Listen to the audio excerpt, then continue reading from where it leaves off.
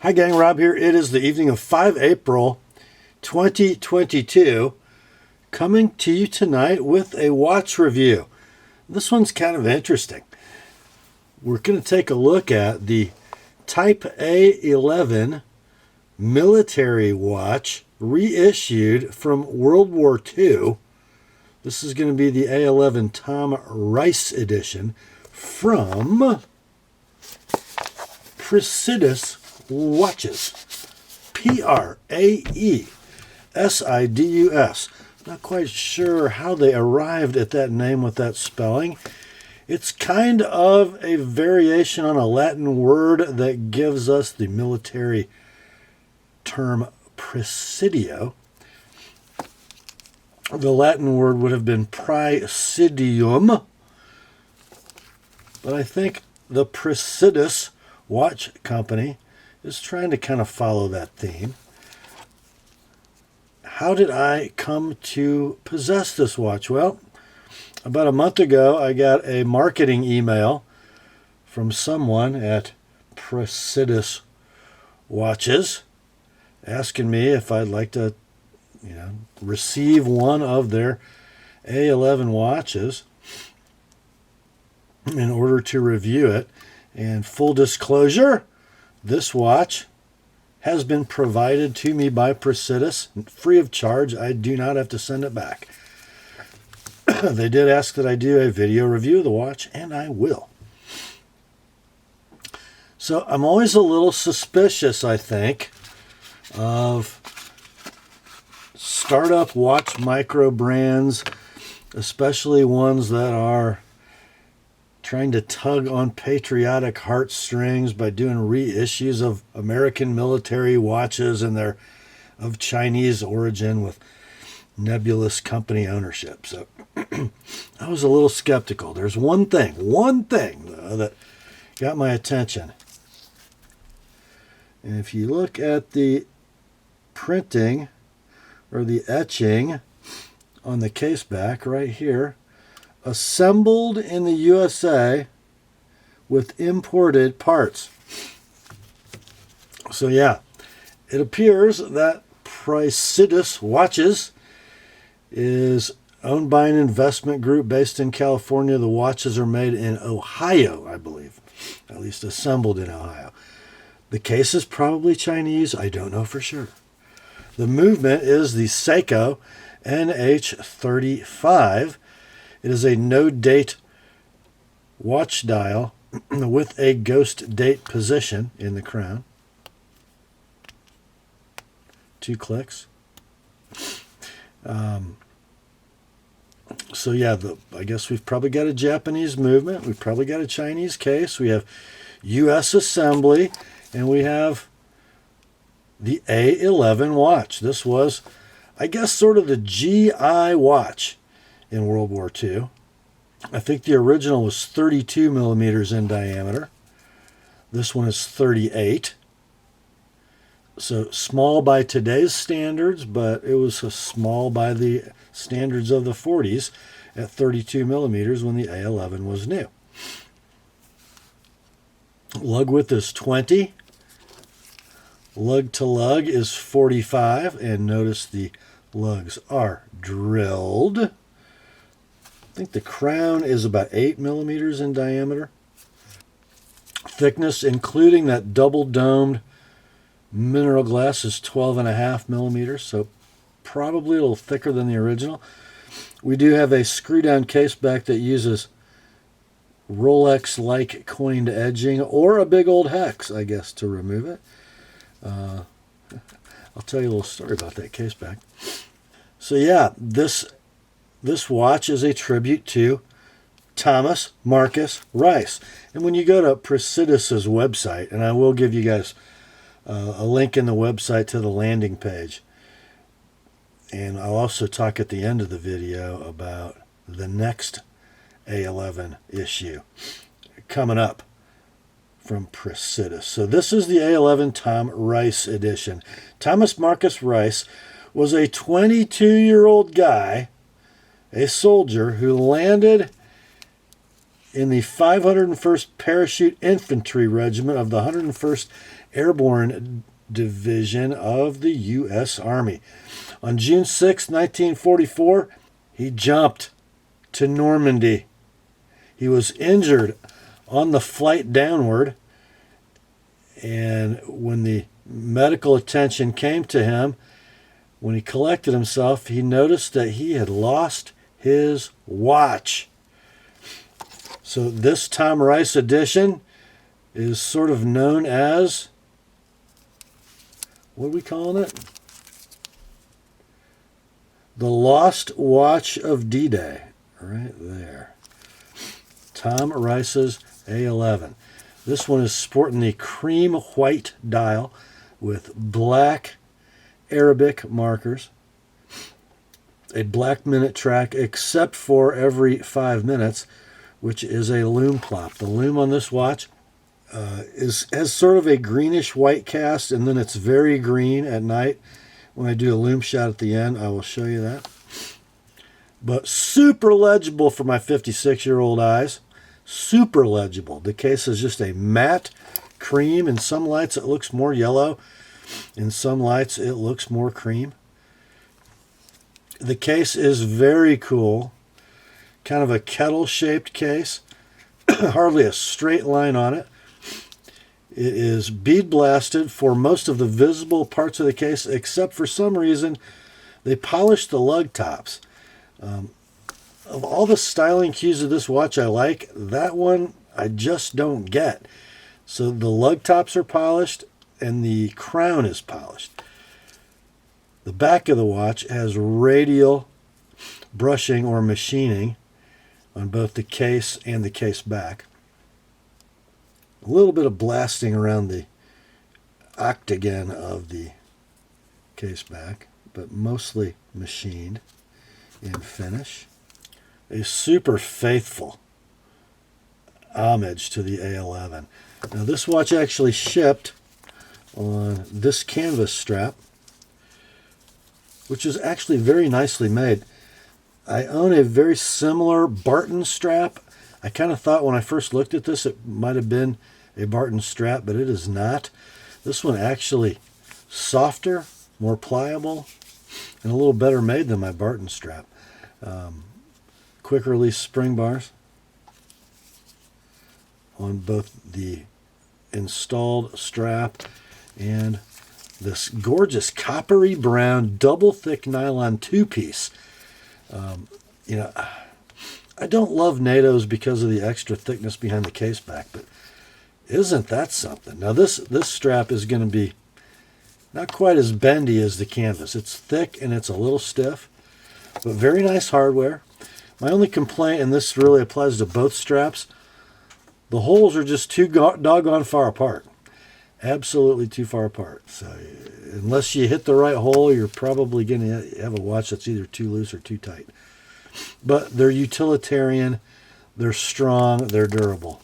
The crystal on this watch, it says double domed mineral with AR coating. I don't know. I mean, I know that profile wise it fits the watch from a period perspective, but I've never known sort of boxed or bubble domed mineral crystals to be very clear, and this one's no exception. You know, on an acrylic crystal you get distortion as you break over this radius, but it's enjoyable distortion. This is not. It's kind of a double step. It's very visibly not acrylic. It's okay. And in most lights, I always get a hint of the blue hue of the AR coating, which I don't think is too good. I guess I'd have preferred an acrylic crystal with no AR coating. But it does its job in paying homage to the watch that it's designed to represent. Handset on the watch, I think, is very cool. Sort of a cathedral handset, although the teardrop end of the hour hand has no inner framework, just kind of wide open. Very good, great contrast with the black on that cream. So the Seiko NH35 movement housed within is what, a 23 joule hacking and hand winding movement from Seiko, generally seen with the date or the day date configuration, but this one has that ghost date crown position and no date wheel. It's a 3 hertz movement, 21,600 beats per hour. So a semi-smooth seconds hand sweep. Bidirectional winding automatic, but it is hand windable, as I said. And, you know, the Seiko advertises an accuracy specification on the NH, or the 4R movement, of minus 15 to plus 25 seconds per day, I believe. This one I've worn for most of the last week. It's doing about 12 to 15 seconds quick in observed accuracy with daily wear. So pretty normal for a Seiko automatic movement. They generally settle into the slow as they age a little bit, so I'd expect this one to get better. Pricing on the Tom Rice edition on Praesidus's website, which I will link in the description, is $249, and it comes with one strap. I think this watch is sort of a review sample. They sent me a couple options, but I really like the appearance of it on this coppery brown nylon. Anyway, $249 is the price. They also made one called the A11 Origin that's essentially the same case, dial, and strap availability, but that's got a Ronda quartz movement, and those, I think, are available at $129. And I believe they made the quartz in 38, 40, and 42 millimeters, whereas the A11 Tom Rice was available in 38 and 42 only. And there's another reason that Praesidus is sprinkling the Tom Rice editions among YouTube watch channels, even knife channels that sometimes do watches, because there's a new one coming. And I'm going to put up a couple pictures as I talk about this one. The new one is going to be the Vincent Speranza Edition. You might recognize that name. Vince Speranza was one of the real people featured in the HBO miniseries Band of Brothers. Vince was a member of Easy Company, the 506th Parachute Infantry Regiment of the 101st Airborne. His watch will be the A11-2 Battle of the Bulge Edition. And here are your pictures of that one. Black dial, railroad track minute track, faux old radium loom, and a very cool perforated leather strap, and the tag end of the strap is shaped like a rifle barrel. On the case back of the Battle of the Bulge Vince Speranza Edition, you'll have the option to have a rifle slug buried in the case back of your watch. You can get it with or without. I know that Random Rob had a review sample as the Kickstarter campaign went off for the Vince Speranza Battle of the Bulge Edition, and he said the bullet was actually hardly noticeable on wrist. So back to this one, the Tom Rice Edition. There's one thing that really kind of concerned me about this, and I did write to Praesidus to let him know. But you know, why does an American patriot want to buy this watch? Well, because it pays homage to our illustrious military history, number one. And number two, because it's assembled in the United States. But I couldn't make this video without telling you guys. Yes, it has 50 meters of water resistance. Yes, it has a screw-down case back. But when I got this watch, and I went, oh, that's kind of like a Rolex, and I kind of started to grip the coined edge, I noticed that the case back turned. It wasn't finger tight. And as I moved it around, it kind of got loose, it kind of got tight, and I almost couldn't tell if it was a snapback or a screw-on.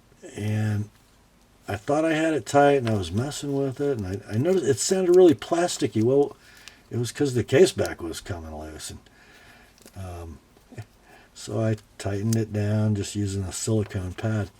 But yeah, the watch definitely didn't have 50 meters of water resistance when I got it. And the sad thing is, what part of the manufacture of this watch is done in the good old US of A? Well, the assembly, I guess, which would include putting on the case back. So I'll give them the benefit of the doubt and say it was a freak thing. The watch did ship from a retailer. So, you know, well, it's not like it was a review sample that a bunch of guys had their hands on. It was brand new in the box. So there's that. So check your case back when you buy one of these. So yeah, the Tom Rice edition and the Origin are in stock at Praesidus. The Vincent Speranza Battle of the Bulge edition, the Kickstarter campaign is fully funded, but I will include a link to that page as well as the landing page for Praesidus. And I'm not sure when those are going to show up on the website, but I would imagine soon. So, you know, I guess take this review for what it is. It's just an honest description of what I've noticed in a week with the Praesidus A11. I kind of like it, but so here's the question, though. Are you going to buy it because of who it's about? Maybe. Are you going to buy it because it's a competitively priced, well-spec'd field watch? I don't know. Your competitors are going to be, doggone it, I can't remember the model numbers, but the 4R36 equipped SNK replacement from Seiko, which I think are selling in the mid-200s. So basically, same genre, same movement, but I think with a date complication and at least as good a build quality with the name Seiko on the dial, or this watch for the same price. And if you know that's not a direct enough comparison, let's talk about a khaki field mechanical, which you can buy for mid to high 300s at Joma Shop, with the Hamilton H50 mechanical winding 80-hour power reserve ETA based movement. So for, let's say, $100 more, you could have that. And frankly, it's probably a little more squared away package, and it says Hamilton on the dial.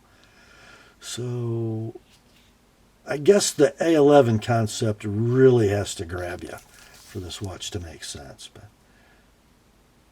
I hope good things for this company. I would like to see an American brand putting watches together in America, making it. That would be a good thing. So that is my as objective as possible review of a compensated product, right?